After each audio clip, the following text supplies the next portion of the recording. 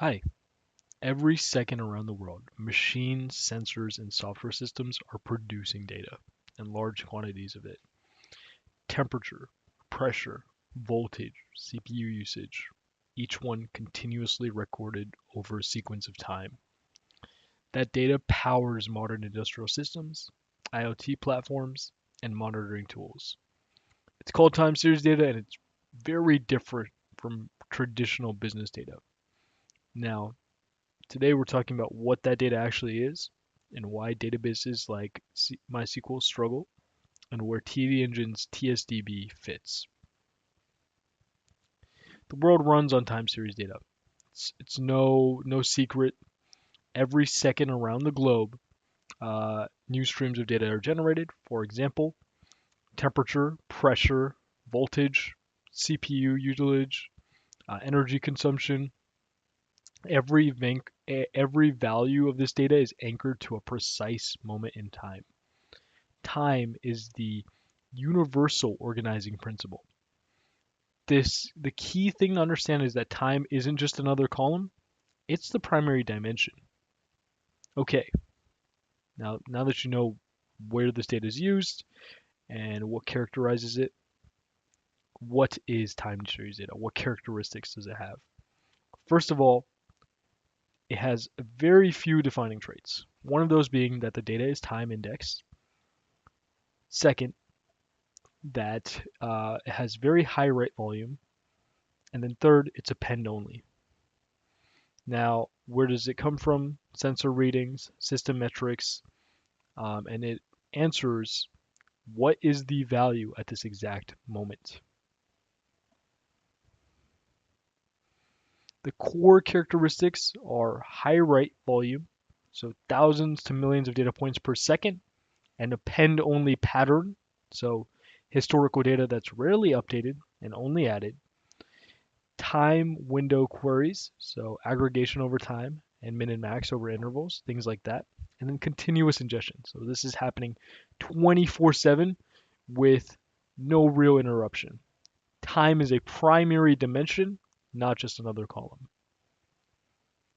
Again, so here's some more use cases. So for the industrial section, pressure, vibration, monitoring across production lines, IoT, GPS coordinates, battery levels, signal strength from connected devices, and then for IT monitoring, CPU utilization or network latency tracking. So one of the more important things to know is why can't we just use a relational database? Like what is the difference? And then here we have a comparison between a regular relational database and time series databases. Relational databases are optimized for row-based storage. Time series databases, obviously, for time-ordered storage. Optimized for transactions. Time series is optimized for ingestion. There's append-only writes in time series databases and heavy index locking in relational databases. Very costly to scale relational databases, and time series databases can have high compression. There are joins and updates within relational databases, and time series databases have aggregations and windows. So the natural question is, why not just store this in MySQL? Well, relational databases optimized for transactions, frequent updates, complex joins, and moderate data volumes. Time series databases break those assumptions. And time-ordered storage, append-only writes, and aggregation and window queries, and compression at scale. Relational databases are great for business transactions, but not for continuous high volume inserts. Different problems require different architecture, and for time series workload, time series databases remain key. So where do these relational databases struggle? First, in write amplification. So the indexes and locks slow down the high frequency inserts, which is quintessential to time series data. There's inefficient scans. Time range queries require a full table's traversal, and storage bloat from rapid growth leads to uncompressed historical data. The result is slower ingestion, bloated indexes, and expensive hardware, unfortunately. So forcing time series data into those relational systems, ignoring what I just told you, can lead to three different things. Uh, you can, first of all, manual partition management across time ranges, which leads to complexity, and custom downsampling for aggregations, so roll-up tables. And the operational overhead, so like there's going to be constant tuning doing this, maintenance, and then a lot of planning. These are all workarounds, right? So if you wanted to do this, these are workarounds. This is not a native solution.